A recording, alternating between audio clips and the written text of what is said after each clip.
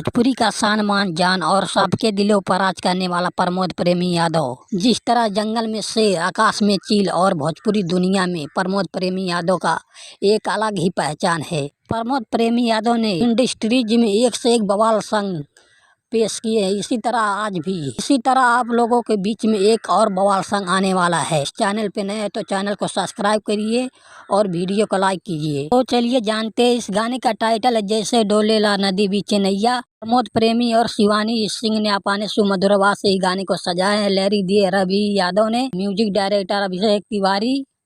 तो इस गाने में नजर आने वाली है प्रमोद प्रेमी जी के साथ महिमा गुप्ता। इस गाने को रिलीज का बात किया जाए तो दिसंबर 4 सुबह 7 बजे सारेगाम भोजपुरी चैनल पर होगा। तो आप सब जाइए सारेगाम भोजपुरी चैनल पे विजिट कीजिए और इस गाने को ढेर सारा प्यार आशीर्वाद दीजिए। तो मैं आप सभी से यही कहूँगा कि इस गाने को ज़्यादा से ज़्यादा शेयर कीजिए और गाने को ट्रेंड में लाइए। अगर आप इस चैनल पे नए हैं तो इस चैनल को सब्सक्राइब कीजिए ताकि जो भी अपडेट इस चैनल से ताकि आप सभी के पास जल्द से जल्द पुगे। चलिए मिलते हैं अब नए अपडेट के साथ।